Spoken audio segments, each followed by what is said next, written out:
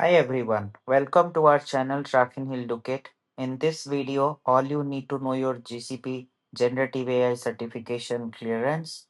I have tried my best to recollect and put down each and every topic in a very brief way so it is easy for you to prepare for the certification in a very short period of time.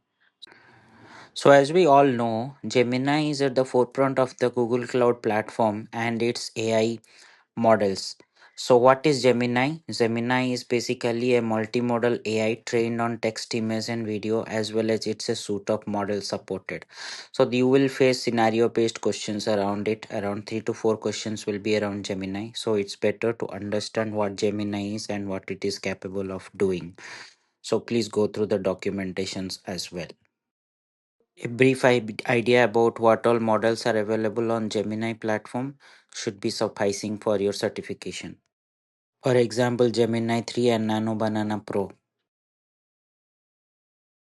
So next topic is where you will get many questions is how Gemini along with Google Docs is actually useful. So there will be scenario based questions where you will be asked like there are many documents and the user has to extract or summarize content from those documents. So in these scenarios the options mostly will be Google Docs with Gemini feature can be used and the user can achieve the functionality. So as the name Google Docs suggests, it actually helps maintain the documentations and those questions around how to extract insights or summarizing the content with Google Docs with Gemini will be helpful.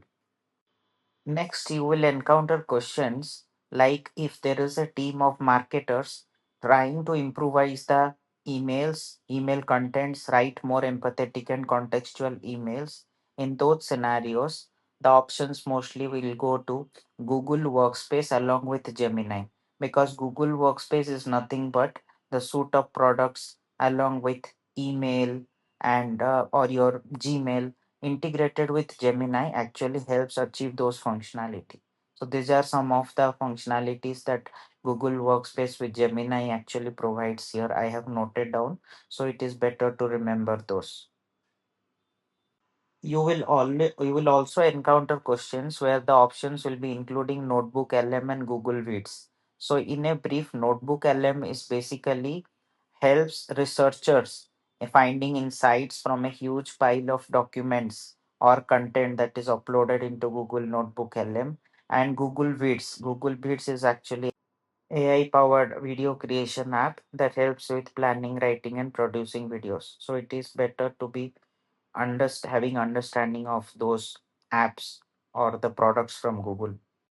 Then there was one question asking what is generative AI. As all of us know by this time, that generative AI is the field of AI which deals with generating content like image, text, and video. So that is a very straightforward answer to the question, or you can select the right option. Then there was one scenario based question around what is chain of thought. So we need to know what is chain of thought. So chain of thought is a prompt engineering technique that improves the generative AI models to solve complex tasks. So the question was basically the user provided a prompt along with some steps like two or three. Like I have given example. So if you want to add two numbers, then you want the LLM to respond back to you with how it has calculated it and also at the same time go ahead and give you the multiplication result. So here basically it's a chained process as well as you are asking the LLM to explain you the thought process about how it came back to you with that response, right? So there might be few questions around the chain of thought, so we need to know what is chain of thought as well. Then there were few questions around prompt chaining.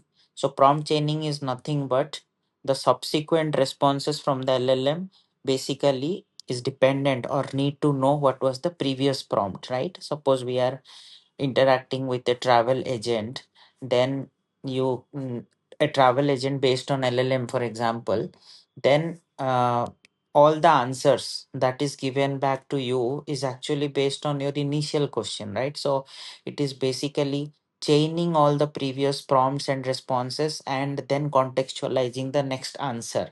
So we need to know what is the prompt chaining, and there will be scenario based questions, couple of scenario based questions around it. Then we need to know what is grounding in GCP. So grounding in GCP is basically you are asking your LLM to respond back with answers, but that is as close as to your data set or your knowledge base, as well as when the model starts hallucinating. So next is based on what is Gemma. So Gemma is basically a family of lightweight more generative AI models from Google. For example, one such variant is codegemma, which is specialized for code generation and completion. Then there will be some questions around what is Vertex AI Studio. It is formerly called Generative AI Studio, and it is a low code console from GCP platform where you can quickly create and customize generative AI models and deploy them as soon as possible. There were few questions around zero shot, one shot, and few shot prompting, where the question will be scenario based when a user will be asking giving examples of how the response should be, and those will be falling under few sort, and some places where the user will simply be asking the questions without giving any context or without giving the format in which the output is expected, so those will be zero shot. So it's good to know what is zero shot, one shot, and few shot prompting in generative AI as well.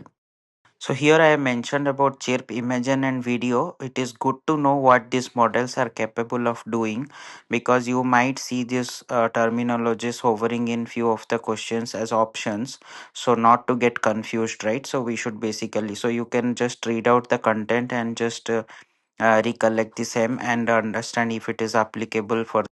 So there were some scenario based questions around GCP Agent Assist. So we need to understand that GCP Agent Assist is basically empowers your customer care agents, which are human beings, but they are being given assisted by Google Agent Assist, which helps them with powerful contextual answers. Then there were some scenario based questions where the customers are concerned about providing personal information to the chatbot. In that case, we need to understand what is PIA masking, or personally identifiable information needs to be masking and obscuring of the PIA information to protect the interest of the customer. So that will be the option. So one important concept is TPU, or tensor processing units, which is a specialized infrastructure, hardware infrastructure designed for large scale AI training and modeling, and particularly targeted for TensorFlow based models. So you might encounter these questions as well.